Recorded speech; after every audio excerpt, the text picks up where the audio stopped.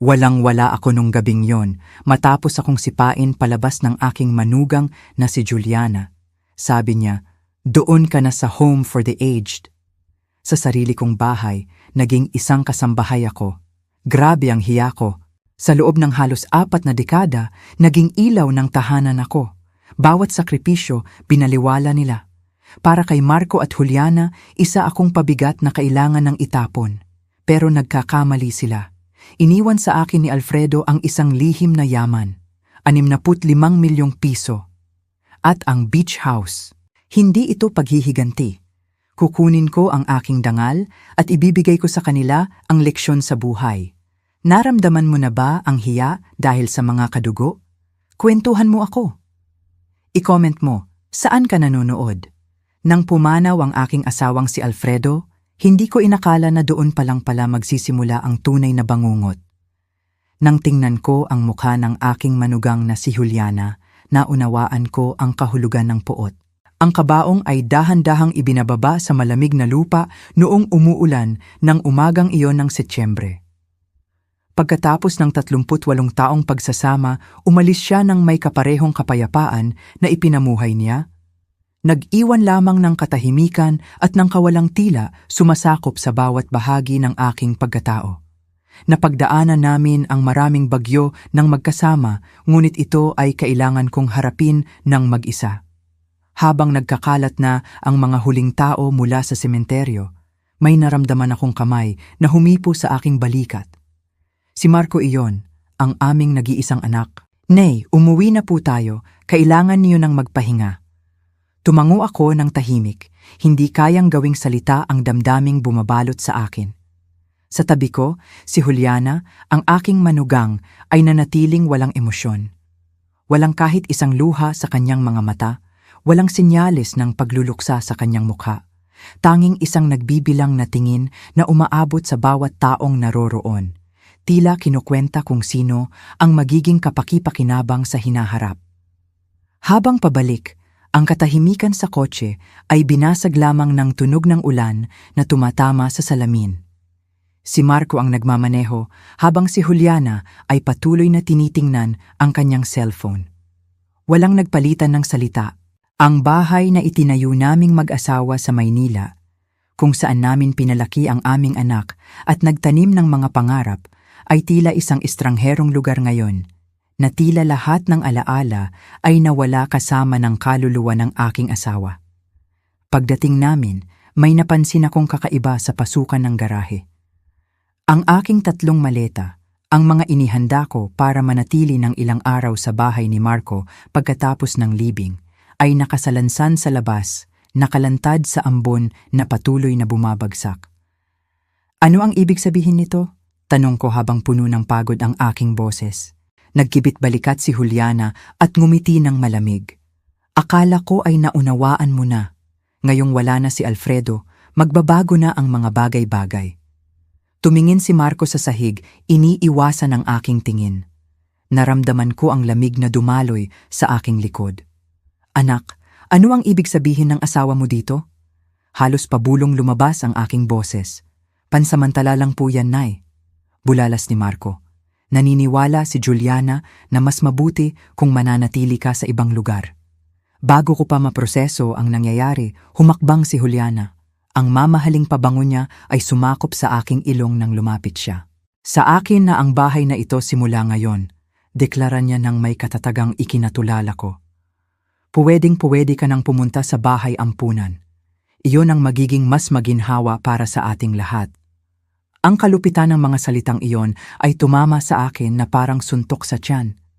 Tiningnan ko si Marco, umaasang ipagtatanggol niya ako na magsasalita siya, anuman. Ngunit nanatili siyang tahimik, parang anino ng kanyang sarili na domina ng babaeng hindi ko kailanman lubos na nakilala. Huminga ako ng malalim, wala nang luha na mailabas. Ang gulat ay napalitan ng isang kakaibang kalmado, tila isang bahagi ng aking sarili ang nahiwalay sa realidad. "Naunawaan ko," sagot ko ng simple. Kinuha ko ang aking mga maleta at dinala ang mga ito sa maliit na silid serbisyo sa likod ng ari-arian, isang lugar na ginagamit ni Alfredo bilang bodega ng mga kasangkapan. Ang amoy ng amoy kulob at amoy amag ay sumakop sa aking ilong. Isang maliit na pansamantalang kama ang inilagay sa isang sulok, katabi ng isang lumang mesa kung saan nakapatong ang isang mangkok ng pagkain para sa aso. Malinaw ang mensahe, mas mababa ang halaga ko kaysa sa isang alagang hayop para sa kanila. Umupo ako sa gilid ng matigas na kama at tumingin sa paligid. Ang mga dingding na may mantsa ng kahalumigmigan at ang maliit na bintana na halos hindi nagpapapasok ng liwanag ng araw ang magiging bago kong tahanan. Hindi ko pinayagan na bumagsak ang mga luha, bagaman nagbabanta silang umapaw anumang oras. Palaging sinasabi ni Alfredo na sa mga sandali ng matinding sakit, ang katahimikan ang aming pinakamahusay na depensa. Kapag inakala nilang talunan ka, Elena, iyon ang oras na dapat mong itago ang iyong lakas, madalas niyang sabihin. Ang tamang katahimikan ang iyong pinakamalakas na sandata. Habang sumasapit ang gabi, nanatili akong nakaupo sa maumidong silid na iyon, inaalala ang bawat detalye ng aking buhay kasama si Alfredo. Ang mapagbigay at maingat na taong palaging nagpaplano ng lahat na inaalagaan ang bawat detalye kahit para sa oras na wala na siya rito. Ang hindi alam nina Juliana at Marco ay na si Alfredo sa kanyang tahimik na karunungan ay pinrotektahan ako. Bago lumala ang kanyang sakit, inilipat niya sa pangalan ko ang lahat ng aming pinakamahahalagang ari-arian. Isang beach house sa Palawan na kakaunti lang ang nakakaalam na mayroon. Mga stocks sa mga kumikitang kumpanya, isang account sa ibang bansa na may kabuuang humigit kumulang 65,000. Tiningnan ko ang medalyong suot ko sa aking leeg, regalo ni Alfredo noong aming huling anibersaryo ng kasal. Sa loob nito, isang maliit na kompartimento ang nagtatago ng susi ng safe kung saan nakatago ang lahat ng mga dokumento. Isang mahinang ngiti ang nabuo sa aking labi habang patuloy na bumabagsak ang ulan sa labas. Akala ni Juliana ay isa lang akong balo na walang kalaban-laban at pwedeng itapon. Wala siyang ideya kung sino talaga ako o kung ano ang nalalapit na mangyari. Hindi ako nakatulog ng gabing iyon. Ang ingay ng ulan sa bubong ng yero ang nagtatakda ng mga oras na parang isang metronomong walang awa.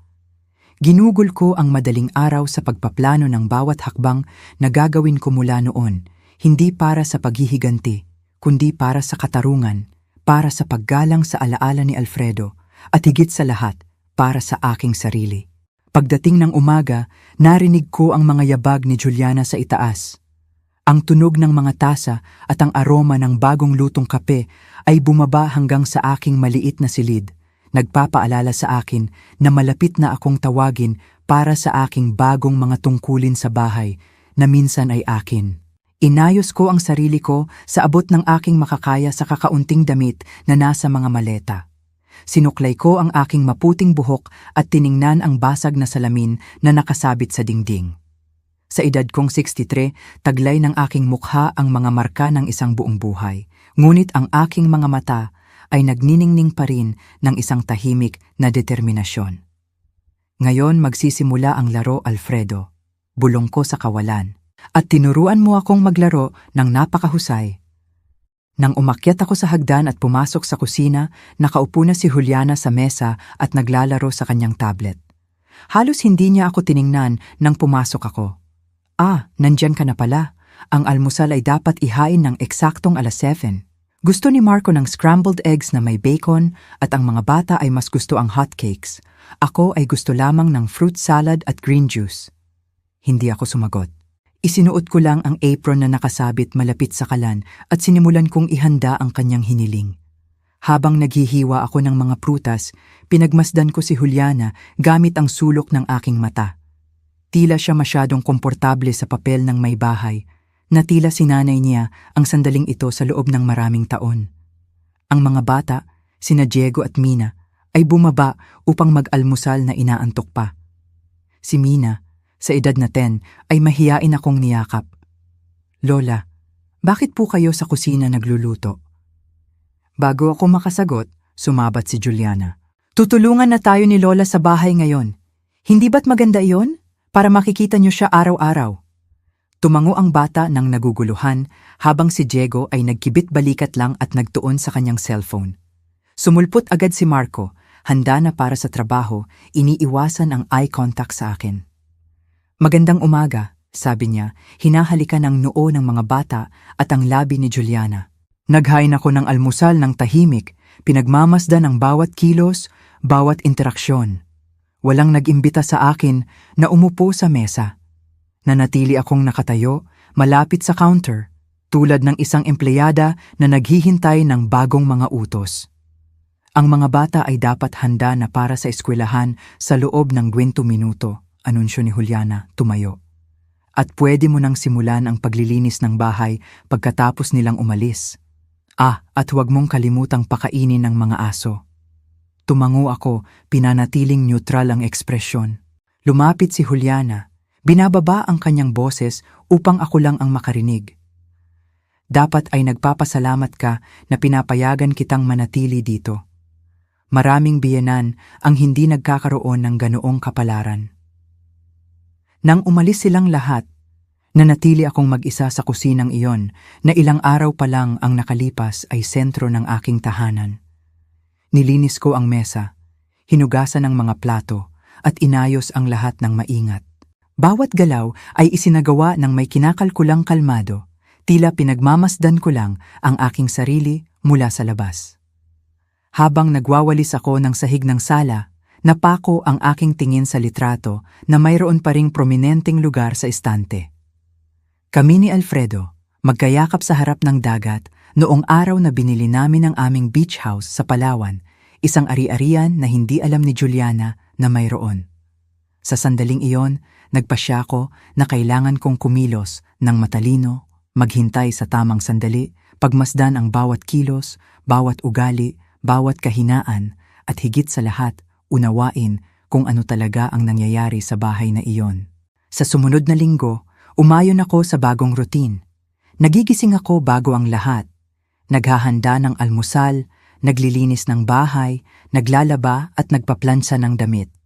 Hindi pinalalampas ni Juliana ang pagkakataon na hiyain ako ng maliliit na komento o hindi kinakailangang utos. "Elena, nakalimutan mong linisin sa ilalim ng sofa. Napakapabaya. May mantsa pa rin ang platong ito. Nalalabuan na ba ang iyong paningin?" Si Marco naman ay tila lalong nagiging mailap. Umuuwi ng gabi mula sa trabaho, palaging may mukhang nag-aalala. Sinubukan kong makipag-usap sa kanya ng maraming beses, ngunit palagi niyang iniiwasan ang paksa o nagdahilan na abala siya. Sa isa sa mga gabing iyon, nang nakahiga na ang lahat, nagpasya akong imbestigahan ang opisina ni Alfredo. Ang lugar ay eksakto kung paano niya ito iniwan. Ang mga libro ay nakahanay sa estante. Ang lumang leather armchair kung saan siya gumugugol ng oras sa pagbabasa. Ang solid oak desk na binili namin ng magkasama noong aming 10th anibersaryo ng kasal. Maingat kong binuksan ang drawer ng mesa kung saan nagtatago si Alfredo ng mahahalagang dokumento. Walang laman.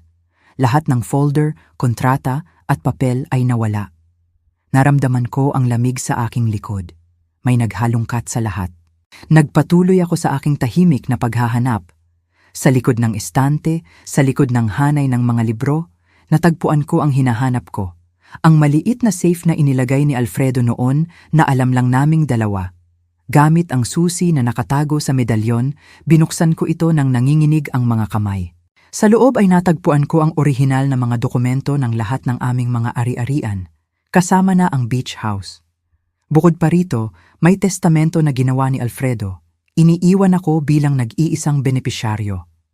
Mayroon ding sobre na nakadirekta sa akin na may hindi malilimutang sulat kamay ng aking asawa. "Mahal kong Elena, kung binabasa mo ang liham na ito, nangangahulugan na wala na ako sa tabi mo. Patawarin mo ako para dito. Nangako ako na magsasama tayo hanggang sa huli, ngunit may sariling mga plano ang buhay.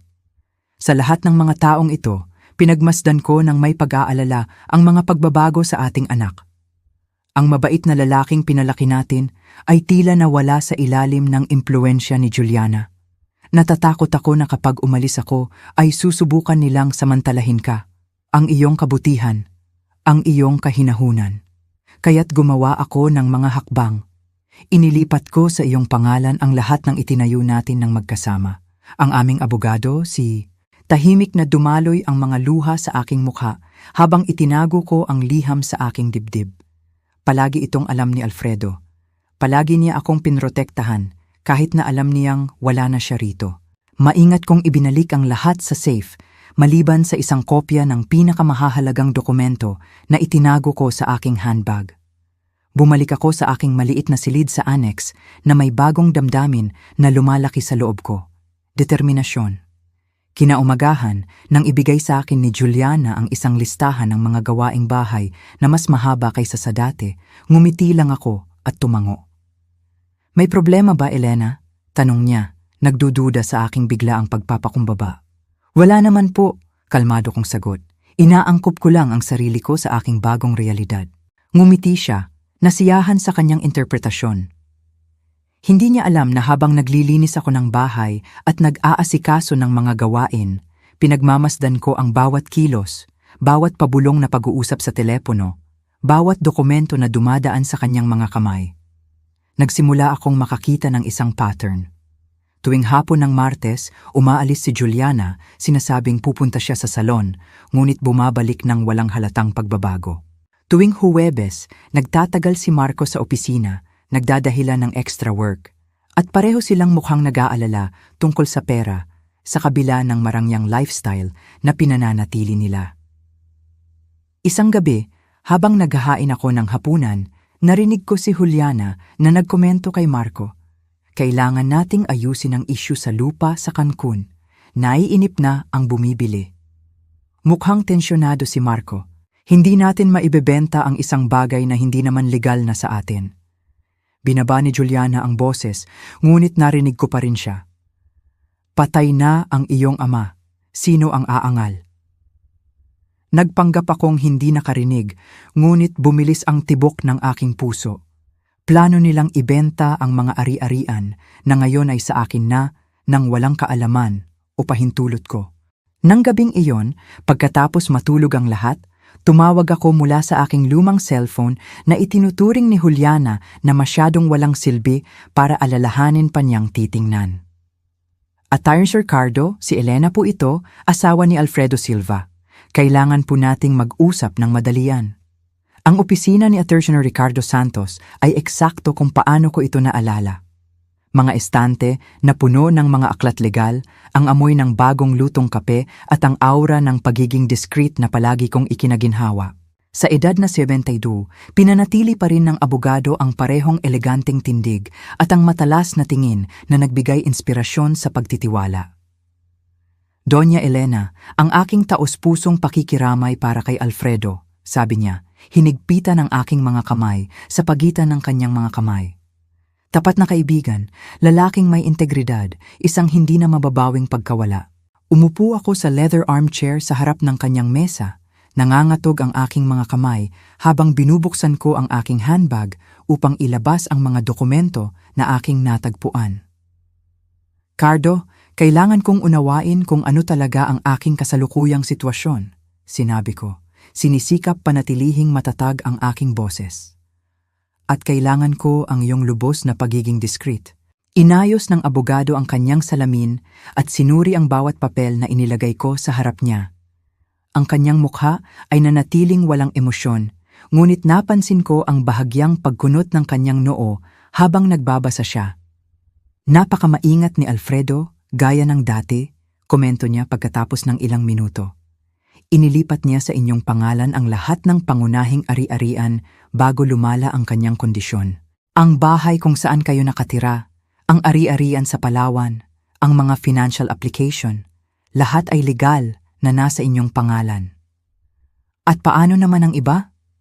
tanong ko, inaalala ang mga pagbanggit ni Juliana tungkol sa mga lupa.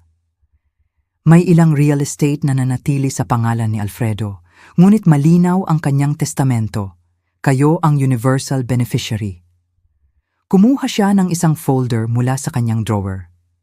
Narito ang isang kopya ng testamento na nakarehistro na sa notaryo.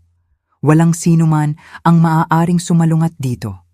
Isang sandaling ginhawa ang bumalot sa akin, ngunit agad itong napalitan ng bagong pag-aalala. Paano kung subukan nilang ibenta ang isang bagay nang walang pahintulot ko? Inalis ni Cardo ang kanyang salamin at tumingin ng direkta sa aking mga mata. Elena, kung susubukan nilang magsagawa ng anumang transaksyon sa mga ari-arian na legal na nasa inyong pangalan, sila ay gumagawa ng isang krimen. Falsification ng mga dokumento, fraud. Huminto siya. Mayroon ba kayong anumang ebidensya na plano nilang gawin ang isang bagay na ganoon? Sinabi ko sa kanya ang tungkol sa pag-uusap na narinig ko at ang tungkol sa aking kasalukuyang sitwasyon sa bahay. Tumigas ang mga mata ng abogado. Ang ginagawa nila sa inyo ay hindi katanggap-tanggap. Maaari tayong magsimula ng legal na aksyon agad upang... Itinaas ko ang aking kamay, pinutol siya ng may kahinahunan. Huwag muna, Cardo. Gusto kong lubos na unawain ang nangyayari bago gumawa ng anumang aksyon. Ano ang plano ninyong gawin kung gayon? Tanong niya nang nagtataka. Pagmasdan, idokumento, at kapag dumating ang tamang sandali, kumilos. Huminga ako ng malalim, ngunit kailangan ko ang iyong tulong para sa ilang bagay. Umalis ako sa opisina pagkatapos ng 2 oras na may maayos na plan at isang pakiramdam ng kapangyarihan na hindi ko naramdaman sa loob ng maraming linggo. Tinulungan ako ni Cardo na unawain kung ano talaga ang aking mga karapatan at ang mga hakbang na maaari naming gawin kapag kinakailangan. Bago ako bumalik sa bahay, huminto ako sa isang maliit na tindahan ng electronics kung saan bumili ako ng 2 discrete na recording device at isang napakaliit na kamera na madaling maitago. Hindi ako ipinagmamalaki na kailangan kong gumamit ng ganoong mga pamamaraan, ngunit kailangan ko ng konkretong ebidensya upang protektahan ang aking sarili. Pagbalik ko, natagpuan kong walang tao sa bahay maliban kay Mina na nakaupo sa porch at nagbabasa ng libro. Ang kanyang mukha ay lumiwanag nang makita ako. Lola, saan po kayo galing? Nagalit si Mama nang hindi niya kayo nakita para maghanda ng tanghalian. Umupo ako sa tabi niya, hinahawakan ang kanyang maitim na buhok, na parang kay Alfredo noong bata pa siya. Kailangan kong ayusin ang ilang bagay, sweetheart, mga bagay ng matatanda. Binaba ni Mina ang kanyang boses, tumitingin sa paligid na tila natatakot na marinig siya. Sabi ni Mama aalis daw kayo kaagad at pupunta sa isang espesyal na lugar para sa matatanda. Totoo ba yon, Lola? Naramdaman ko ang pagliit ng aking puso. At ano ang iniisip mo tungkol doon, Mina? Napuno ng luha ang kanyang mga mata. Ayaw kong umalis kayo. Nawala na si Lolo. Niyakap ko siya ng mahigpit. Naramdaman ang kanyang maliit na ulo na nakasandal sa aking balikat. Huwag kang mag-alala, sweetheart. Hindi ako aalis kahit saan. Nang maglaon, nang bumalik si Juliana kasama si Diego, halos hindi niya itinago ang iritasyon nang makita ako. Saan ka ba galing? Kinailangan kong umorder ng pagkain dahil wala ka rito para maghanda ng tanghalian. Pumunta ako sa doktor, natural kong sinabi. Mayroon akong routine check-up bawat buwan, naalala mo? Kumunot ang noo ni Juliana, ngunit hindi na nagtanong pa. Malamang ay hindi na siya nag-abala pang alalahanin ang aking medical appointments. Mabuti, ngayong nandito ka na, maaari mo nang ihain ang hapunan ng 7:00 ng gabi. Magdadala si Marco ng isang mahalagang bisita. Sa gabi naghanda ako ng isang detalyadong hapunan, tulad ng dati nang tumatanggap kami ni Alfredo ng mga kaibigan. Ang bisita ni Marco ay isang lalaking nasa katanghaliang gulang na nagngangalang Ramon Mendez, na nagpakilalang real estate broker. Sa buong pagkain, napansin ko ang makabuluhang pagtingin na pinapalitan niya ni Marco at ni Juliana. At Marco, komento ni Ramon habang nilalasap ang dessert na inihanda ko. Ang lupain ba sa Cancun ay available pa rin? Nagbigay ng nerbyosong tingin si Marco sa direksyon ko bago sumagot. Tinatapos lang namin ang ilang detalye. Malapit na itong maayos. Pagkatapos umalis ng bisita, naghintay ako na matulog ang lahat upang simula ng aking plano. Maingat kong inilagay ang isa sa mga recording device sa living room at ang isa pa sa opisina kung saan madalas na nag-uusap ng pribado sina Juliana at Marco. Kinaumagahan, habang naghahanda ako ng kape, napansin ko si Juliana na nakikipag-usap sa telepono ng mahina sa porch. Oo, ang lupain sa Cancun. Hindi, wala siyang alam. Ilang oras na lang hanggang sa maayos namin ang dokumentasyon. Bumilis ang tibok ng aking puso. Ang lupain sa Cancun ay isang investment na ginawa ni Alfredo ilang taon na ang nakalipas. Ayon sa mga dokumento na natagpuan ko, inilipat ito sa aking pangalan bago pa lumala ang kanyang sakit. Sa mga sumunod na araw, ipinagpatuloy ko ang aking tila masunuring routine habang nangongolekta ako ng impormasyon sa pamamagitan ng mga recording at ng mga pag-uusap na aksidenteng narinig. Ang picture na nabubuo ay nakakabahala. Plano ni na Juliana at Marco na ibenta ang ilang ari-arian na ngayon ay sa akin na, nagpapeke ng mga dokumento sa tulong ni Ramon na malinaw na hindi lang isang broker kundi isang kasabwat sa scheme na ito. Isang hapon, habang nililinis ko ang silid ng mag-asawa, isang gawain na pinilit ni Juliana na ipagawa sa akin, marahil upang ipaalala sa akin na ang espasyong minsan ay akin, ngayon ay sa kanya na. Nakahanap ako ng isang bagay na nagkumpirma sa aking mga hinala. Isang folder na naglalaman ng mga huwad na kopya ng mga dokumento ng paglilipat ng ari-arian na may peking pirma ko. Nang nanginginig ang mga kamay, kinunan ko ng litrato ang lahat gamit ang aking cellphone at agad kong ipinadala ang mga larawan kay Cardo. Mabilis ang kanyang sagot. Ito ay ebidensya ng krimen. Maaari ba tayong kumilos ngayon? Huwag muna, sagot ko. Gusto kong makita kung hanggang saan sila aabot. Ang pagkakataon upang makatuklas pa ng higit ay dumating sa anyo ng isang hapunan na inorganisa ni Juliana sa bahay. Kabilang sa mga bisita sina Ramon at ang kanyang asawa, pati na rin ang isang lalaking ipinakilala bilang Carlo Viana, isang potensyal na mamimili ng isang family investment. Sa panahon ng hapunan, naghain ako ng mga pinggan at pinagmasdan ng discreet ang mga interaksyon. Tila isang matagumpay na negosyante si Carlo, isa sa mga hindi nagtatanong ng marami kapag ang isang negosyo ay tila masyadong advantageous. Kaya Marco, komento ni Carlo habang naghahain ako ng alak, kailan natin matatapos ang transaksyon sa lupain sa Cancun? Ang aking mga investor ay nag-aalala. Sumabat si Juliana nang may pinakakaakit-akit ng ngiti. Hinihintay lang namin ang ilang huling pirma. Alam mo naman ang bureaucracy. Nang bumalik ako sa kusina upang kumuha ng dessert, narinig ko si Juliana na bumubulong kay Marco. Nag-aalok siya ng 5 milyong piso, 5,000. Kailangan nating tapusin ito bago pa may mapansin ang matandang babae. Nang gabing iyon, hindi ako nakatulog. Ang kumpirmasyon ng kanilang kriminal na intensyon ay naroon, nakarecord sa audio at nasaksihan ko. Ngunit kulang pa rin ng isang piraso ang puzzle. Hanggang saan nakasangkot si Marco? Siya ba ay isang aktibong may sala o minanipula lang ni Juliana? Kinaumagahan, nagpa siya akong makipagsapalaran. Habang naliligo si Juliana, mahina akong kumatok sa pinto ng opisina kung saan nagtatrabaho si Marco sa kanyang laptop. Anak, pwede ba tayong mag-usap sandali? Tanong ko, pinananatiling mababa ang aking boses. Mukhang nagulat si Marco at medyo naiilang. Hindi po ito magandang oras, Nay. Abuso po ako. Tungkol ito sa lupain sa Cancun, direkta kong sinabi. Pinagmamasdan ang kanyang reaksyon. Agad siyang namutla. Ano? Anong lupain? Ang lupain na plano ninyong ibenta ni Juliana kay Carlo Viana. Biglang tumayo si Marco, tumingin sa pinto upang tiyakin na walang nakikinig. Paano mo nalaman? Hindi mo dapat malaman ang tungkol doon. Marami akong alam kaysa sa iniisip mo, anak, kalmado kong sagot.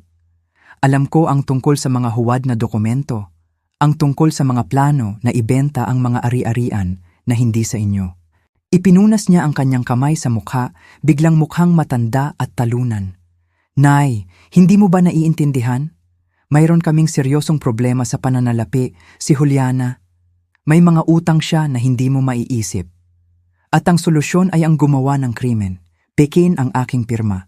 Ituring ako bilang isang pabigat na kailangang itapon sa bahay ampunan.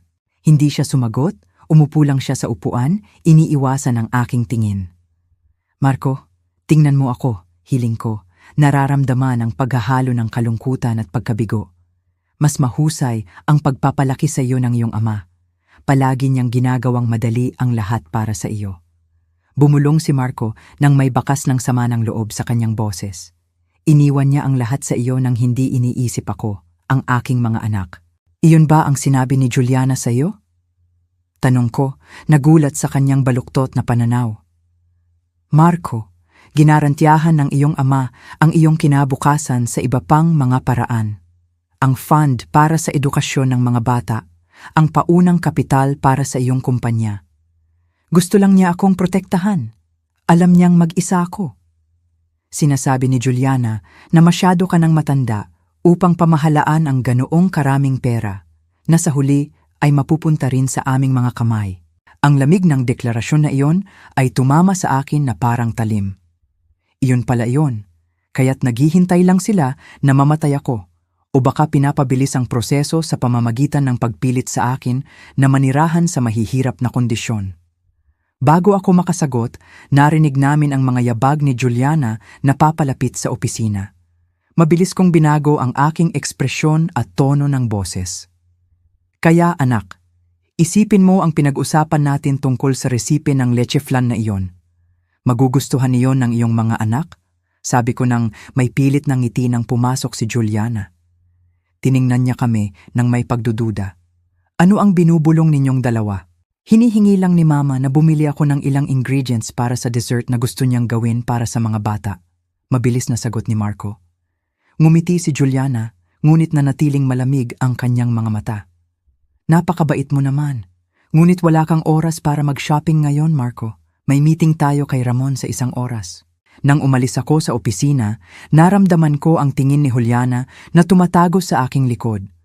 Alam niyang may nangyayari at iyon ang lalong nagparamdam sa kanya na mapanganib.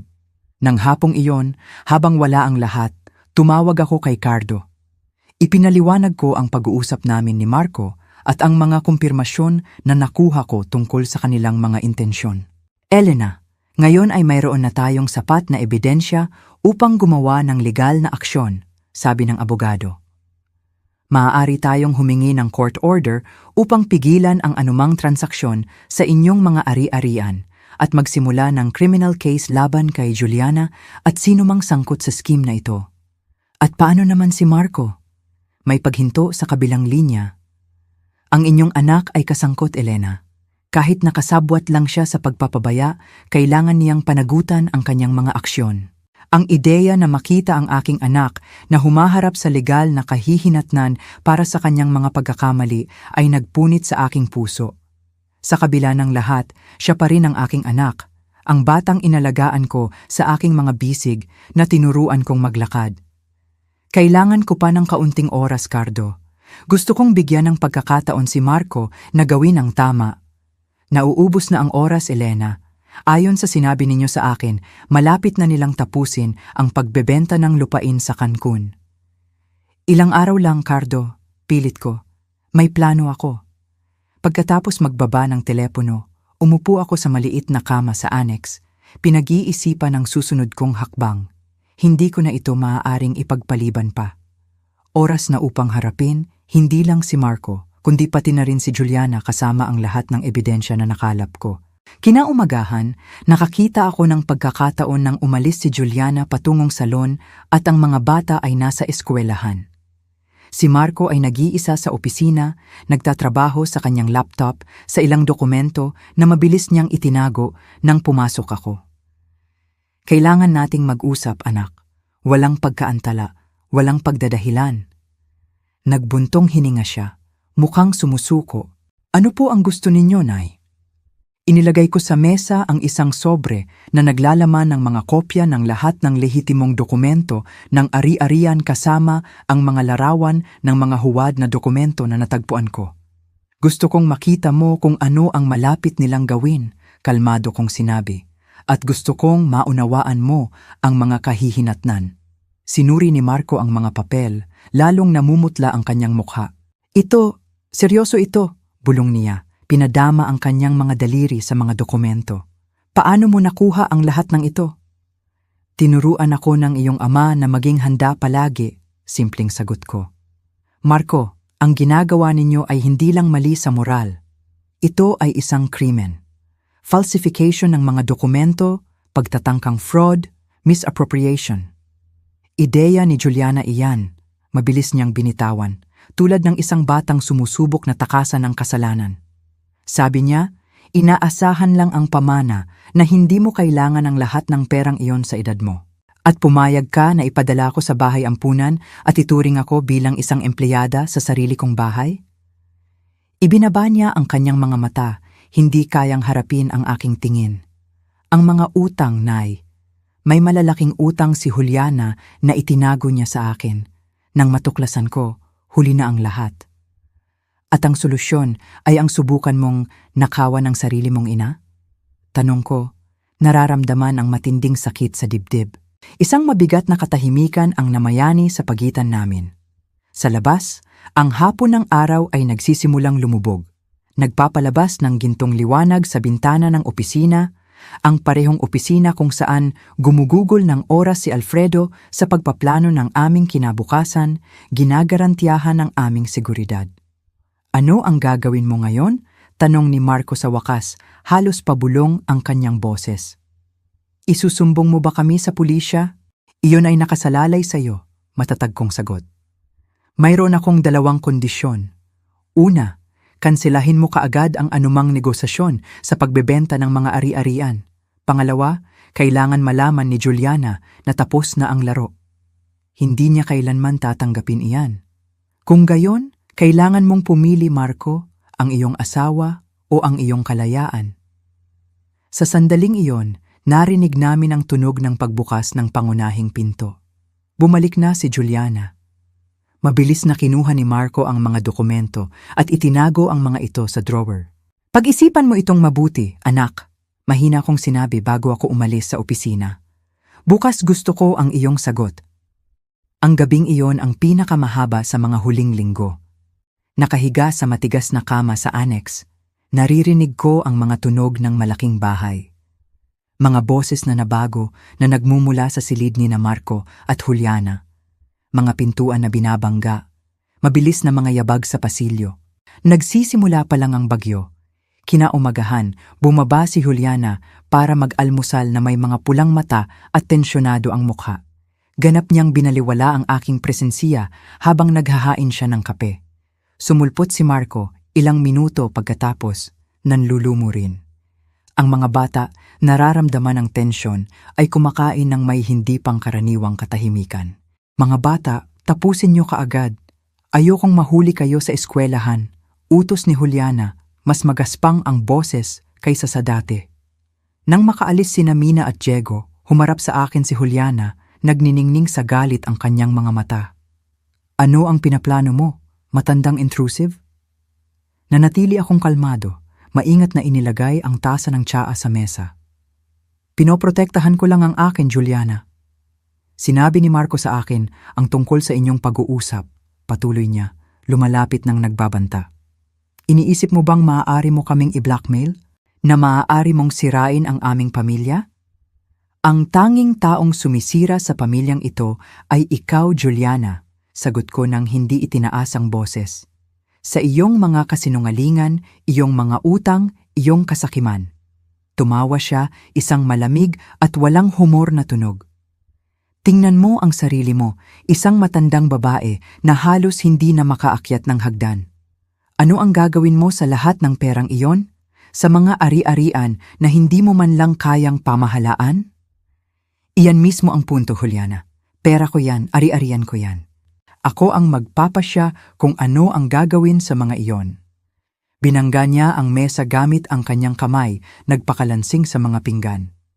Nagiging makasarili ka. Iniisip mo lang ang sarili mo habang maaari naming gamitin ang perang iyon upang bigyan ng mas magandang kinabukasan ang iyong mga apo. Huwag mong gamitin ang mga bata bilang dahilan para sa iyong kasakiman, sabi ko. Tumayo upang harapin siya. Ginarantiyahan ni Alfredo ang kanilang kinabukasan sa isang mapagbigay na educational fund na malamang ay hindi mo alam na mayroon. Tila ito ay ikinagulat niya. Si Marco, na nanonood ng paghaharap ng tahimik, ay sumabat sa wakas. Nay, hindi tayo pwedeng magpatuloy ng ganito. Kailangan nating maghanap ng solusyon. Simple lang ang solusyon, sagot ko, tumingin ng direkta kay Juliana. Kanselahin mo ang lahat ng ilegal na negosasyon, ibalik mo ang lahat ng huwad na dokumento at pag-uusapan natin bilang matatanda kung paano ayusin ang sitwasyon ng mga utang. Bumulala si Juliana ng isang mapait na tawa. At bakit ko gagawin iyon? Bakit ako magpaparaya ng milyon-milyon dahil lang nagpasya ang isang matandang babae na gusto niyang kunin ang lahat? Inilabas ko ang aking cellphone sa bulsa at ipinakita sa kanya ang screen. Dahil mayroon akong mga recording ng lahat ng inyong mga pag-uusap tungkol sa falsification ng mga dokumento, tungkol sa mga plano na ipadala ako sa bahay ampunan laban sa aking kalooban, tungkol sa pandaraya sa mga mamimili. Huminto ako, nakita ang kanyang ekspresyon na nagbago mula sa pangungutya patungo sa pagkabigla. At dahil nagpadala na ako ng mga kopya ng lahat kay Ate Mercado na may tagubilin na ibigay ang mga ito sa pulisya kung sakaling may mangyari sa akin. Nawala ng kulay ang mukha ni Juliana. Sa isang sandali, inakala kong hihimatayin siya o aatake. Sa halip, humarap siya kay Marco, puno ng galit ang mga mata. Alam mo ito? Alam mo na tinitiktikan niya tayo? Mukhang natulala rin si Marco. Hindi, wala akong ideya. Muling humarap sa akin si Juliana, nanginginig ang boses sa galit. Hindi pa ito tapos, hindi ka mananalo. Tapos na, Juliana, kalmado kong sagot. Ang pagpili ngayon ay nasa iyo. Maaari nating ayusin ito bilang isang pamilya o sa pamamagitan ng sistema ng hustisya. Kinuha niya ang kanyang handbag at umalis sa sala ng may bagabag. Binangga ang pinto ng may sapat na lakas para manginig ang mga bintana. Nanatiling hindi gumagalaw si Marco, tila sinusubukan niyang iproseso ang lahat ng nangyari. Mayroon ka ba talaga ng lahat ng ebidensyang iyon? Tanong niya sa wakas. Tumango ako. Bawat salita, bawat plano, bawat dokumento. Tinuruan ako ng iyong ama na laging maging dalawang hakbang na nauuna. Lumubog si Marco sa upuan, tinatakpan ang kanyang mukha gamit ang kanyang mga kamay. Diyos ko, ano ang ginawa ko? Paano ko hinayaan na umabot sa puntong ito ang mga bagay? Lumapit ako sa kanya at sa unang pagkakataon sa loob ng ilang linggo, inilagay ko ang aking kamay sa kanyang balikat. May oras pa para ayusin ang mga bagay, anak, ngunit kailangan mong magpasya. Tiningnan niya ako. Namumula ang kanyang mga mata. Ano ang dapat kong gawin? Una, kanselahin mo ang pagbebenta ng lupain sa Cancun. Pagkatapos, kailangan nating mag-usap ng tapat tungkol sa inyong sitwasyon sa pananalapi. Huminto ako. At tungkol sa kinabukasan ng pamilyang ito. Tumango si Marco ng dahan-dahan. Tatawagan ko si Ramon ngayon din at kakansilahin ang lahat. Napakahusay. Tungkol kay Juliana, hindi niya ito madaling tatanggapin. Nag-aalalang sumabat siya. Hindi mo kilala si Juliana tulad ko. Maaari siyang gumawa ng isang bagay na impulsive, mapanganib. Kaya't mayroon akong plan B, sagot ko. At oras na para isagawa ito. Ang kinaumagahan ay nagdala ng isang kakaibang pakiramdam ng katahimikan bago ang bagyo. Hindi umuwi si Juliana noong nakaraang gabi.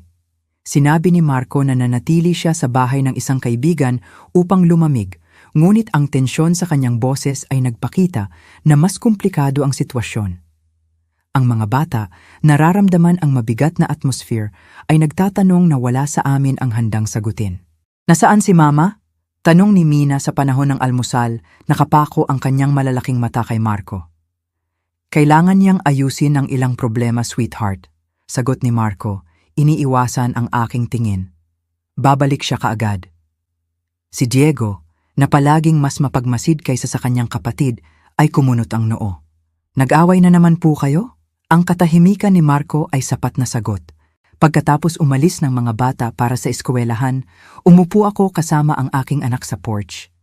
Ang araw ay nakakagulat na maganda, na may matinding asul na langit na kaibahan sa kadilimang bumabalot sa aming buhay. Tumawag ako kay Ramon at kinansela ko ang lahat, inulat ni Marco, nerbiyosong pinapaikot ang tasa ng kape sa kanyang mga kamay. Hindi siya masaya. Nagbanta siyang gagawa ng legal na aksyon. Hayaan mo siyang magbanta, kalmado kong sagot.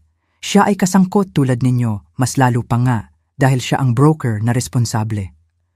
Nagbuntong hininga ng malalim si Marco. Ano ang gagawin natin ngayon, Nay? Ngayon kailangan nating maging tapat sa isa't isa.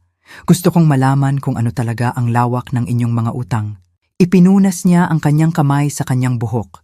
Isang kilos na nagpaalala sa akin kay Alfredo, kaya't lumiit ang aking puso.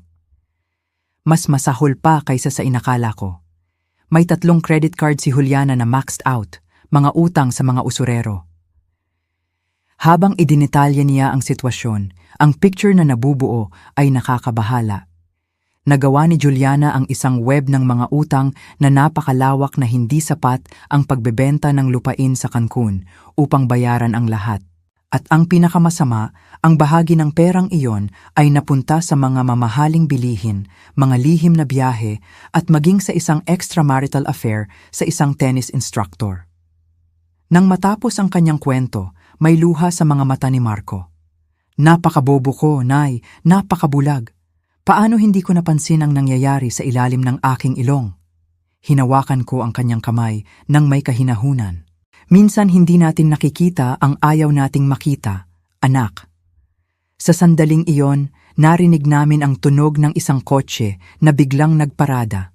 Bumalik na si Juliana at tila hindi siya nag-iisa. Mabilis na tumayo si Marco. Ang kanyang mukha ay nagpapakita ng paghahalo ng pangamba at pagpapasakop. Dito ka lang, sabi niya bago pumasok sa bahay upang salubungin siya. Mula sa porch, narinig ko ang nabagong mga boses na nagmumula sa sala. Sumisigaw si Juliana ng isang bagay tungkol sa pagtataksil, habang isang boses ng lalaki na hindi ko nakilala ay sumusubok na pakalmahin siya. Nagpasya ako na oras na para magpakita. Nang pumasok ako sa sala, nakita ko si Juliana kasama ang isang mataas at malaking lalaki na sa paraan ng kanyang pag-uugali ay malinaw na hindi lang isang kaibigan. Ah, tingnan mo kung sino ang nagpasya na magpakita. Sigaw ni Juliana nang makita ako. Ang kanyang tono ay puno ng pang-iinis. Ang mapanlinlang na matriarch. Ang lalaking nasa tabi niya ay sinuri ako ng isang tingin na nagdulot ng kilabot sa akin. May isang bagay na predatory sa kanyang mga mata. Sino po kayo? Direkta kong tanong. Si Atercino Renato ito, sagot ni Juliana bago pa siya makapagsalita. Ang aking abogado. Mukhang nagulat si Marco tulad ko. Abogado? Kailan ka pa nagkaroon ng abogado? Simula nang magpasya ang iyong munting ina na takutin kami, sagot ni Juliana, bumagsak sa sofa ng may studied drama. Tutulungan kami ni Renato na tiyakin na matatanggap namin ang sa amin ayon sa batas. Humakbang si Renato, nagpapakita ng isang ngiti na hindi umabot sa kanyang mga mata. Doña Elena, naniniwala ako na may isang misunderstanding dito. Kayo ay nasa matanda ng edad, marahil ay may compromised mental faculties. Ang aking mental faculties ay ganap na buo. Putol ko, pinanatiling matatag ang aking boses. Pati na rin ang aking memorya at ang aking pag-unawa sa kung ano ang tama at mali, legal at ilegal. Nagpatuloy siya ng walang pagbabago.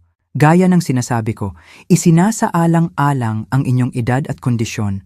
Mas magiging maingat na payagan ng inyong anak at ang inyong manugang na pamahalaan ang inyong ari-arian. Maaari ba akong maghanda ng isang dokumento ng interdiction? Interdiction? Sigaw ni Marco na natatakot. Juliana, nawawala ka na sa katinuan. Hindi kailangan na i-inhabilitate ang aking ina. Tumayo si Juliana, humarap kay Marco. At ano ang mungkahi mo, Marco? Hahayaan natin siyang sirain ang ating buhay? Na mawawala sa atin ang lahat dahil sa kanyang pagiging makasarili? Ang tanging pagiging makasarili dito ay ang iyo, Juliana, sinagot ko, pinanatili ang kalmado. At tungkol sa inyo, Hinoong Renato, iminumungkahi ko na mas mabuting imbestigahan ninyo ang inyong mga kliyente bago magmungkahi ng mga aksyon na maaaring maging krimen. Tinaasan ako ng kilay ni Renato. Tinatakot ba ninyo ako, senyora? Nagbibigay lang po ako ng impormasyon, sagot ko, inilabas ang cellphone sa bulsa.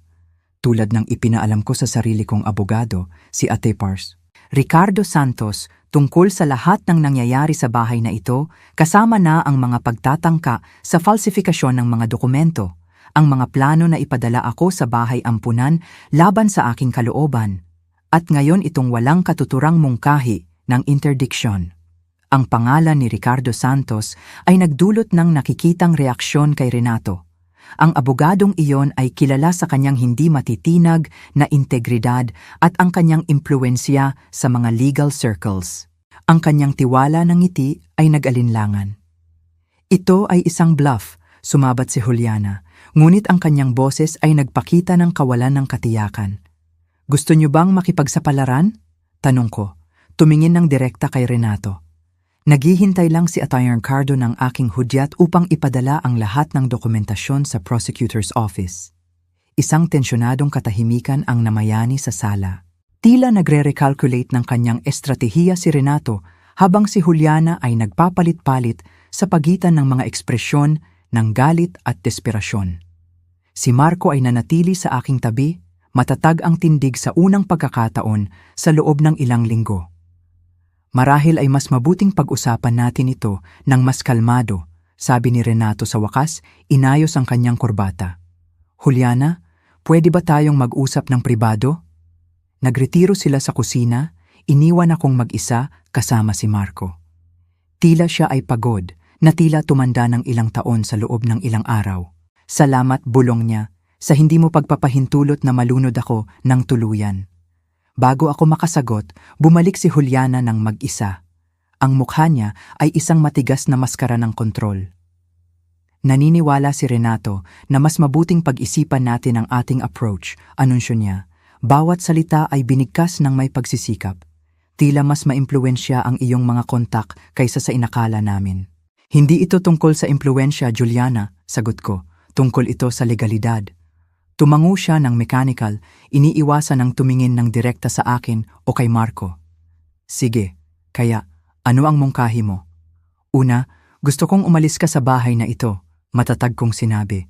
Maaaring manatili sina Marco at ang mga bata, ngunit kailangan mong umalis. Ano? Sigaw niya nang hindi makapaniwala. Hindi mo ako pwedeng paalisin. Maaari ko at gagawin ko. Ang bahay na ito ay nasa pangalan ko, Juliana. Tinrato mo ako bilang isang intruder. Ibinaba mo ako sa isang service room. Hinamak mo ako araw-araw. Ngayon ay turno mo naman upang maramdaman kung ano ang walang mapuntahan. Sumabat si Marco, halatang naiilang. Nay, baka masyado naman pong drastic ito. Hindi ito mapag-uusapan, Marco. Mariin kong sinabi, tumingin sa kanyang mga mata. Kung gusto mo siyang samahan, iyon ang iyong pagpili, ngunit may mga kondisyon ako upang tulungan kayo sa mga utang at ang una ay hindi natitira si Juliana sa ilalim ng bubong na ito. Bumulala si Juliana ng isang mapait na tawa. Kaya, ito ang iyong paghihiganti? Hindi ito paghihiganti, Juliana. Ito ay kahihinatnan. Pinili mo ang daang ito nang magpasya kang tratuhin ako bilang basura sa sarili kong bahay. Nang planuhin mong nakawin ang legal na sa akin, nang nagsinungaling ka, nakiusap at nagtaksil. Tiningnan niya si Marco, umaasang ipagtatanggol siya nito na kumampi sa kanya, ngunit ibinabalang niya ang kanyang ulo, talunan. Ang realidad ng mga aksyon ni Juliana ay tuluyan na siyang naabot. Mayroon kang hanggang sa katapusan ng araw upang mag-empake ng iyong mga gamit, tapos ko. At bukas pag-uusapan natin kung paano natin aayusin ang issue ng mga utang. Handa akong tumulong, ngunit sa aking mga terms. Kinuha ni Juliana ang kanyang handbag nang may matitigas na galaw. Hindi pa ito tapos, bulong niya bago umalis sa sala, umakyat sa hagdan nang may bagabag. Nang kami ay naiwang mag-isa, tiningnan ako ni Marco nang may ekspresyon na naghahalo ng pasasalamat at kahihiyan. Patawarin mo ako para sa lahat, Nay, sa pagpapahintulot na umabot sa puntong ito ang mga bagay. Ang mahalaga ay sa wakas ay nagbukas ang iyong mga mata, sagot ko, nararamdaman ng matinding pagod pagkatapos ng paghaharap. Ang iba ay maaari nating ayusin sa paglipas ng panahon. Nang gabing iyon, habang nag-e-empack si Juliana ng kanyang mga gamit sa itaas, naririnig ko siyang nagkakaladkad ng mga maleta at nagbabangga ng mga pinto. Bumalik ako sa aking maliit na silid sa annex.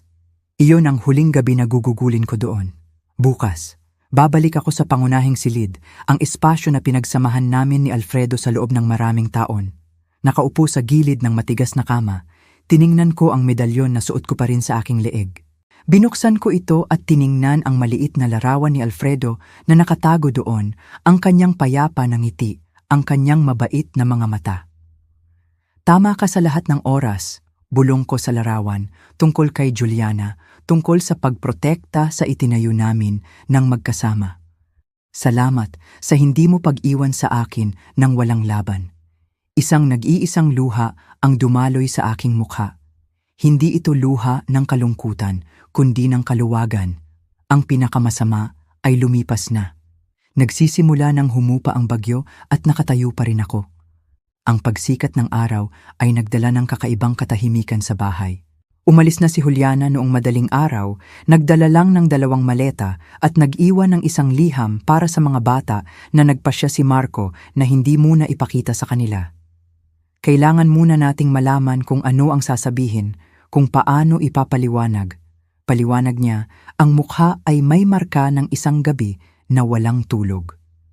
Habang naghahanda kami ng almusal ng magkasama, ang unang pagkakataon sa loob ng ilang linggo na hindi ko naramdaman na ako ay isang empleyada, si Marco ay tila isang ibang lalaki. Mas matanda, tiyak, ngunit mas nakatuon din na tila ang pag-alis ni Juliana ay nag-alis ng isang hindi nakikitang bigat sa kanyang mga balikat. Paano natin sasabihin sa mga bata? Tanong ko, hinahalo ang mga itlog para sa isang omelette. Nagbuntong hininga si Marco, ipinunas ang kanyang pagod na mukha. Ang totoo, sa tingin ko, o hindi bababa sa bahagi nito na naghihiwalay kami ng kanilang ina na kailangan niyang umalis sandali. Tumango ako. Mas nararamdaman ng mga bata kaysa sa iniisip natin. Malamang ay alam na nilang may mali. Nang bumaba sina Diego at Mina para mag-almusal, ang epekto ng pagkawala ni Juliana ay agad. Tumingin sa paligid si Mina, naguguluhan. Nasaan si Mama? Umupo si Marco, hinila ang kanyang anak sa kanyang kandungan. Kailangan munang umalis ng iyong mama, prinsesa. Nagpasya kami na kailangan namin ng oras na hiwalay. Nagbukas ang mga mata ni Mina, nagsimulang umiyak ng tahimik.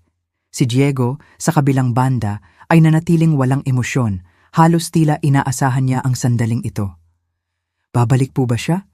Tanong ni Mina sa pagitan ng paghikbi. Nag-alinlangan si Marco, tumingin sa akin para sa suporta.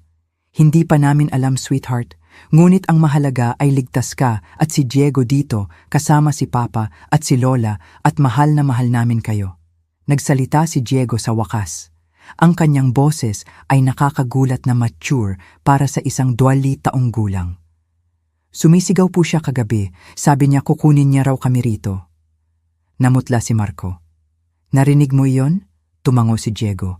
Pumasok siya sa aming silid ng gabi na, ginising si Mina at sinabi niya na babalik siya para kunin kami na hindi niya kami hahayaang manatili kay Lola. Isang kilabot ang dumaloy sa aking likod. Hindi mahuhulaan si Juliana at hindi maaaring baliwalain ang banta na iyon.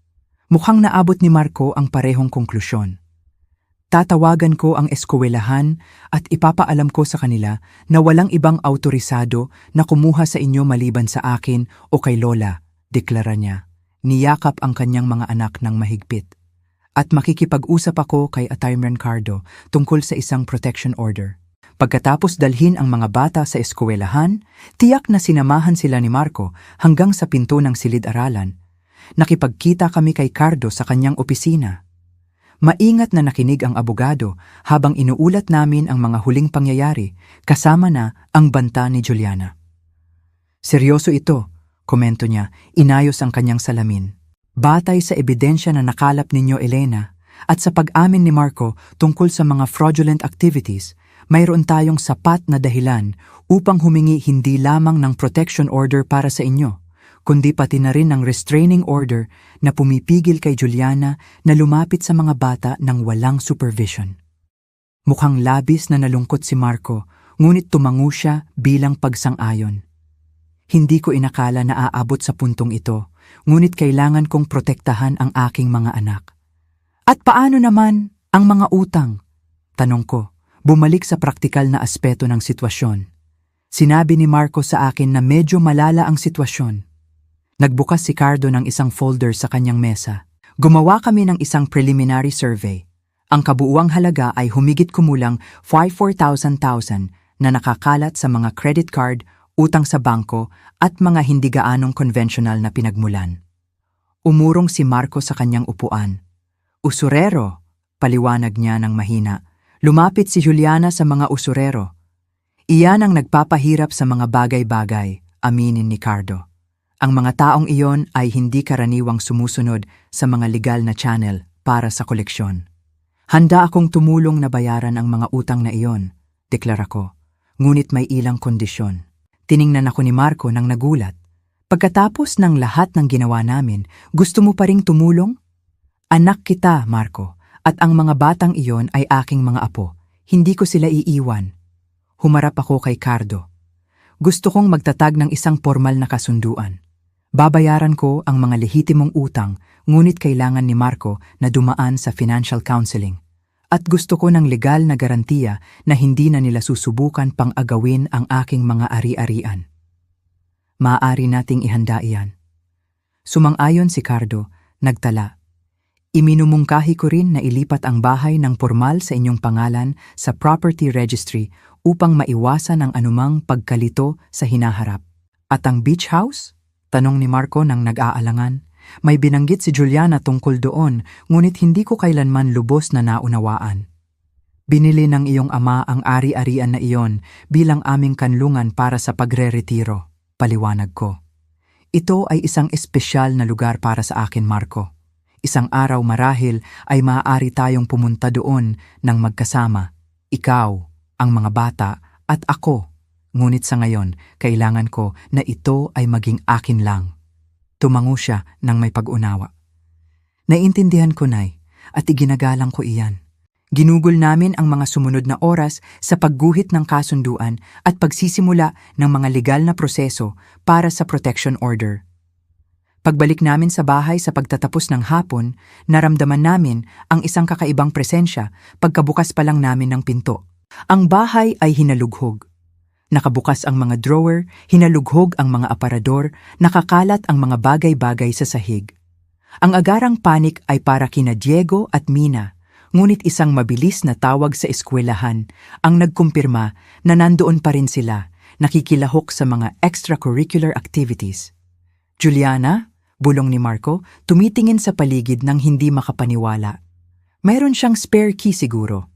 Tumakbo ako sa opisina, natatakot sa pinakamasama. Ang maliit na safe sa likod ng mga libro ay buo, ngunit ang drawer ng mesa kung saan nagtatago si Alfredo ng mas kaunting mahahalagang dokumento ay pinuwersa. Ilang folder ang nakakalat sa sahig. Ano kaya ang hinahanap niya? Tanong ko, mas para sa sarili ko kaysa kay Marco. Baka isang bagay na magagamit niya laban sa atin. Anumang ebidensya na hindi ka mentally fit? Mungkahi niya, tinutulungan akong pulutin ang mga papel. Kabilang sa mga nakakalat na dokumento, napansin ko ang kawalan ng isang mahalagang bagay. Ang orihinal na kontrata ng pagbili ng beach house sa Palawan. Bagaman mayroon akong kopya sa safe, ang orihinal na dokumento ay naglalaman ng mga detalye na maaaring gamitin ni Juliana sa kung anong paraan. Kailangan nating palitan kaagad ang mga locks, deklara ko, at mag-installa ng security system. Si Marco ay nasa telepono na, kumukuha ng locksmith at isang security company. Darating sila sa loob ng 1 oras, inulat niya pagkatapos magbaba ng telepono.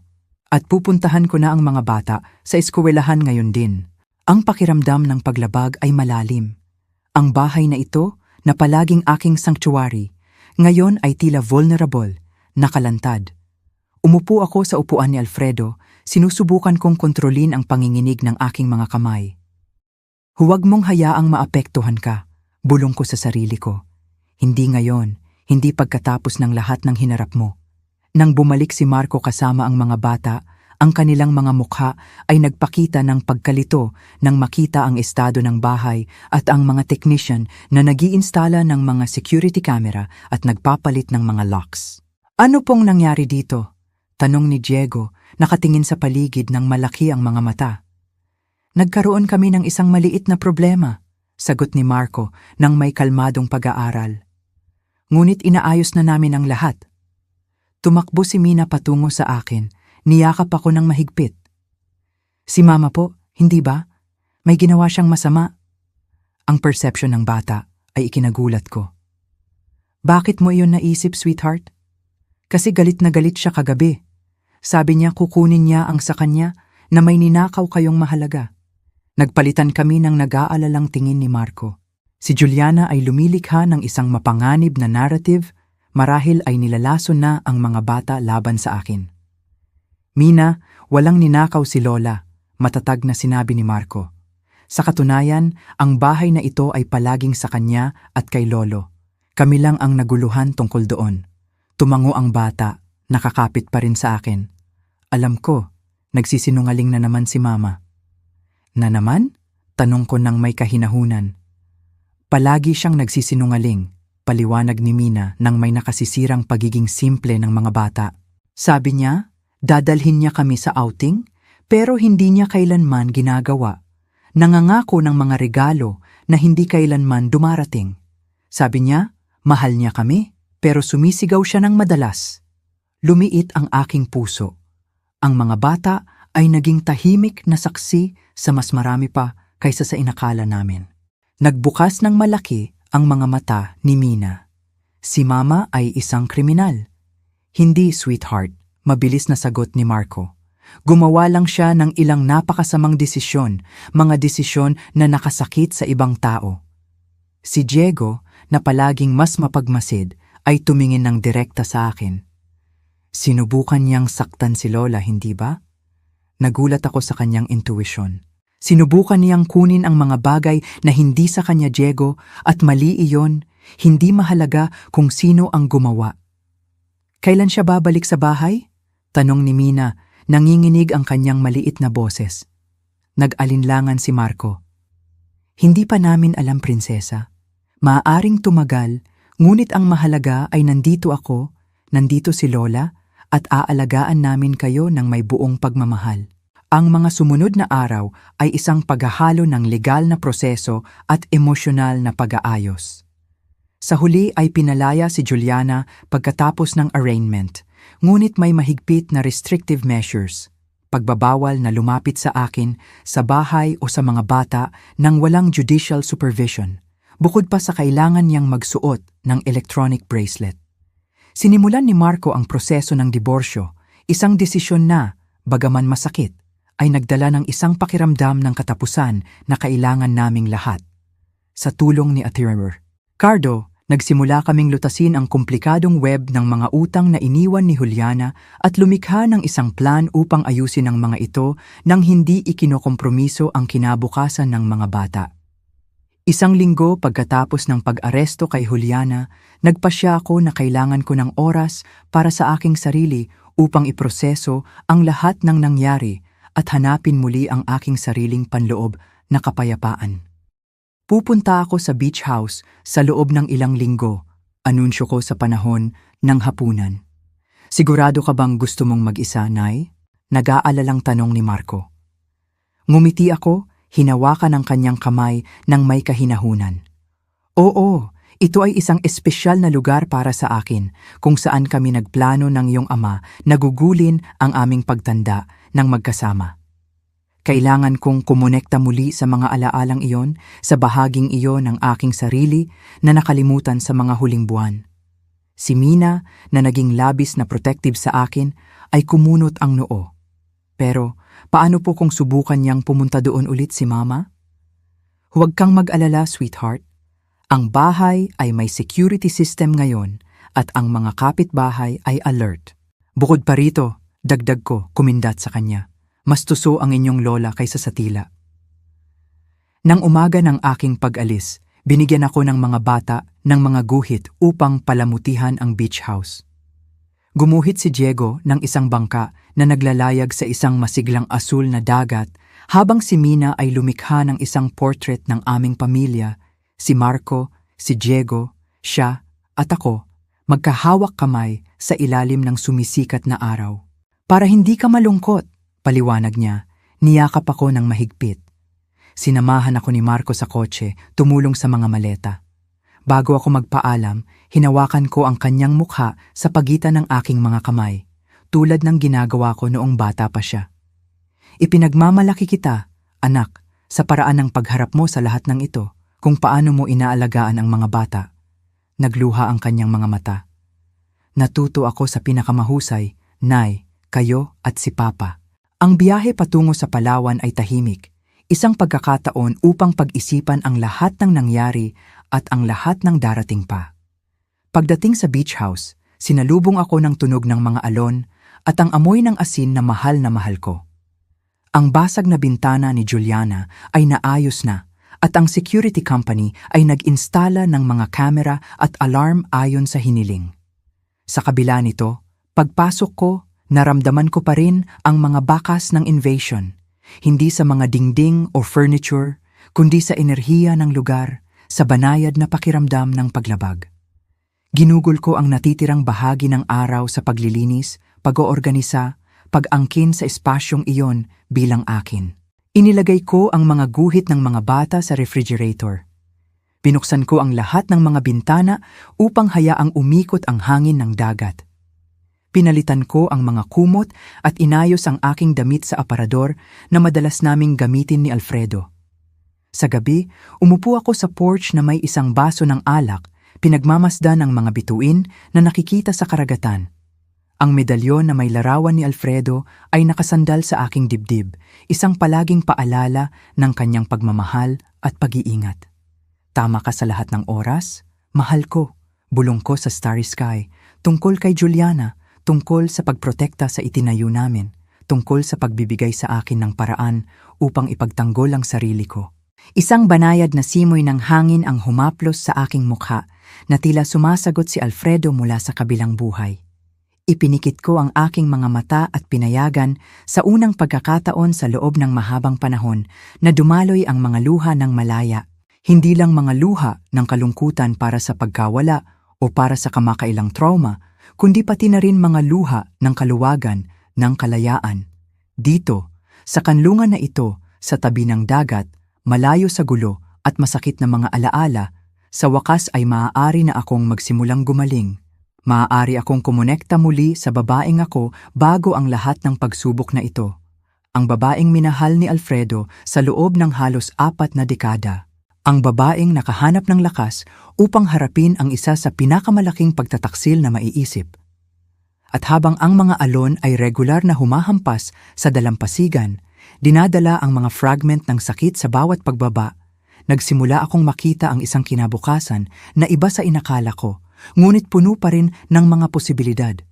Isang kinabukasan kung saan hindi lang ako magiging asawa ni Alfredo o ang lola na ibinaba sa isang silid sa likuran, kundi si Elena, kumpleto, resilient, may-ari ng sarili niyang kwento. 3 buwan ang lumipas mula nang dumating ako sa beach house. Ang taglagas ay nagsisimulang magbigay daan sa taglamig, nagdadala ng mas malakas na hangin at mas malamig na gabi. Ngunit nakahanap ako ng isang bagong ritmo, isang bagong normalidad sa lugar na ito na ngayon ay tunay kong tahanan. Tuwing umaga, naglalakad ako ng walang sapin sa paa sa dalampasigan. Nararamdaman ang malamig na buhangin sa pagitan ng aking mga daliri at hinahayaan na paminsan-minsan ay hawakan ng mga alon ang aking mga paa. Nakipagkaibigan ako sa iba pang mga residente sa lugar, pangunahin na mga retirado tulad ko, mga taong nakakaunawa sa halaga ng ibinahaging katahimikan habang pinagmamasdan namin ang pagsikat ng araw. Binisita ako ni Marco at ng mga bata tuwing 2 linggo, nagdadala ng mga kwento ng isang buhay na dahan-dahang muling itinatayo. Si Diego ay nangingibabaw sa eskwelahan, lalo na sa math, habang si Mina ay nakatuklas ng isang pagkahilig sa pagguhit na higit pa sa mga guhit ng bata. Si Marco naman ay tila mas nakatuon, mas present bilang isang ama at bilang isang anak. Kumusta ang mga bagay-bagay sa therapist? Tanong ko sa isa sa mga katapusan ng linggo habang naghahanda kami ng tanghalian ng magkasama. Nakakagulat na maayos, sagot niya, hinihiwa ang mga gulay ng may bagong kasanayan. Sabi ni Dr. Claudia, gumagawa daw ako ng makabuluhang pag-unlad sa pagkilala ng mga pattern ng codependency. Ngumiti ako, ipinagmamalaki ang kanyang pagiging bukas upang humingi ng tulong. At ang mga bata? Maayos si Diego. Alam mo naman kung gaano siya ka-resilient. Si Mina ay may paminsan-minsang bangungot pa rin, ngunit malaki ang tulong ng art therapy. Nag-alinlangan siya. Humiling si Juliana ng supervised visits. Lumiit ang aking puso. Sa kabila ng lahat, siya pa rin ang ina ng mga batang iyon. At ano ang nararamdaman mo tungkol doon? In conflict, inamin niya. Ang isang bahagi ko ay gustong protektahan sila ng lubusan, ngunit alam kong kailangan nila ang kanilang ina, kahit na may lahat ng kanyang problema. Tiningnan niya ako nang may mga matang nagtatanong. Ano sa tingin mo? Naniniwala ako na karapat-dapat ang mga bata ng pagkakataon na mapanatili ang isang relasyon sa kanilang ina hanggat ligtas at malusog, tapat kong sagot. Ang supervised visits ay tila isang magandang simula. Tumango siya, gumaan ang pakiramdam dahil sa aking pag-unawa.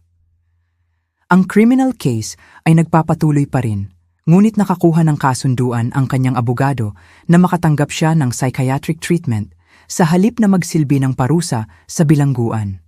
Ito ang pinakamahusay para sa lahat, lalo na para kina Diego at Mina. Nang hapong iyon, habang naglalaro ang mga bata sa dalampasigan sa ilalim ng aming maingat na pagtingin, iniabot sa akin ni Marco ang isang sobre. Ang mga papel ng diborsyo ay natapos kahapon, paliwanag niya. At nalutas din namin ang karamihan ng mga utang, ang iyong pautang. Hindi ko alam kung paano kita pasasalamatan, Nay. Hindi ito pautang, Marco. Ito ay isang investment sa kinabukasan ng mga bata, sa iyong kinabukasan. Hinigpitan ko ang kanyang kamay. Gagawin din iyon ng iyong ama. Sa gabi, pagkatapos matulog ang lahat, umupo ako sa porch tulad ng naging ritual ko. Ang karagatan ay magulo. Nagpapakita ng aking sariling mga iniisip. Ang paglalakbay ng mga huling buwan ay tila halos surreal, mula sa kahihiyan ng pagiging ibinaba sa isang silid-serbisyo patungo sa kapangyarihan ng pagkuha muli ng kontrol sa aking buhay. Naalala ko ang araw pagkatapos ng libing ni Alfredo, nang inihagis ni Juliana ang aking mga maleta sa garahe at nagdeklara na ang bahay ay sa kanya na. Sa sandaling iyon, naramdaman kong napakaliit ko, napakatalunan. Sino ang mag-aakala na ang kahihiyang iyon ang magiging catalyst para sa isang napakalalim na pagbabago? Kinaumagahan, nagising ako sa tunog ng tawanan ng mga bata. Sina Diego at Mina ay nasa dalampasigan kasama si Marco, gumagawa ng isang detalyadong sandcastle. Pinagmasdan ko sila mula sa porch, ang aking puso ay umaapaw sa pagmamahal na tila halos masakit sa tindi nito. Lola, halika at tingnan ang aming castle. Sigaw ni Mina nang makita ako, masiglang kumakaway. Bumaba ako sa dalampasigan, nararamdaman ang buhangin na unti-unting umiinit sa ilalim ng aking mga paa habang tumataas ang araw sa horizon. Ang castle ay kahanga-hanga. Mga tore, mowat, maging isang pansamantalang drawbridge na gawa sa mga patpat. Ito po ang bahay ni Lola, seryosong paliwanag ni Diego. Pero mas maganda dahil may protective dragon.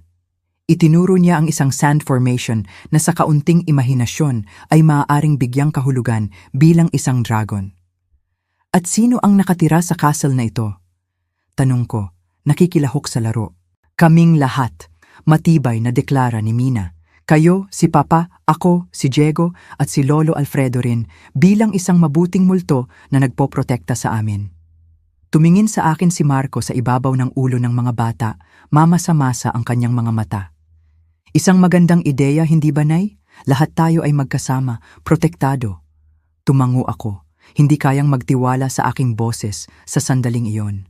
Ang pagiging simple ng vision ni Mina, ang aming pamilya na nagkakaisa, kahit na may mga imperfections at pagkawala, ay humipo sa isang bagay na malalim sa akin. Pagkatapos ng tanghalian, habang nagpapahinga ang mga bata, naglakad kami ni Marco sa dalampasigan. Ang araw ng hapon ay lumilikha ng gintong mga anino sa tubig at ang mga gal ay tamad na lumilipad sa itaas ng aming mga ulo. Naisip ko, sabi niya pagkatapos ng isang mahabang komportabling katahimikan, baka pwede nating ibenta ang bahay sa Maynila. Tiningnan ko siya ng nagulat. Sigurado ka? Lumaki ka sa bahay na iyon? Opo, pero masyadong maraming mahihirap na alaala ngayon para sa akin, para sa mga bata. Sinuway niya ng mahina ang isang bato sa buhangin. Naisip kong bumili ng isang bagay na mas maliit, marahil mas malapit dito.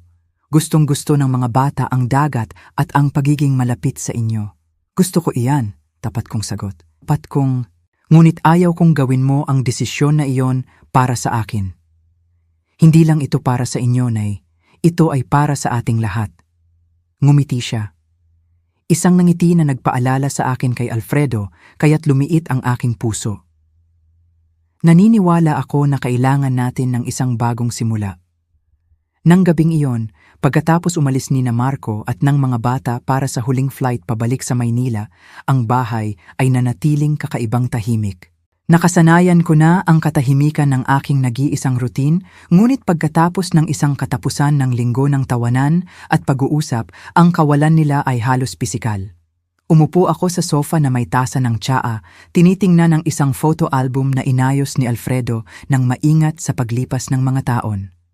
Ang aming kasal, ang pagsilang ni Marco, mga bakasyon ng pamilya, mga kaarawan, graduations, isang buong buhay na nakunan sa mga larawan. Nang umabot ako sa mga huling pahina, nakakita ako ng isang bagay na hindi ko napansin noon, isang maliit na sobre na nakadikit sa likod ng pabalat. Bumalik ako sa aking tahanan. Ang amoy ni Alfredo ay naroon pa rin, nakahiga ako sa aming kama, payapa, ngunit hindi pa tapos ang laban. Kinabukasan, nalaman kong umalis na si Juliana. Dinala lang niya ang 2 maleta. Sinimulan na ni Marco ang divorce. Napagdesisyonan naming ang totoo lang ang sasabihin sa mga bata. Ngayon, aalis ako. Pupunta ako sa beach house sa Palawan. Kailangan ko ng sarili kong oras. Niyakap ako ni Mina, binigyan ng guhit. Sabi niya, "Lola, mas tuso ka pa pala kaysa sa inaakala namin." Tama, hindi ako magpapatalo. Magre-recharge ako sa dagat habang nag-iisip ng susunod na hakbang. Sa tingin niyo ba, babalik pa si Juliana? Ano ang dapat kong gawin sa mga utang niya? Mag-iwan ng komento. Tingnan natin ang susunod na kabanata.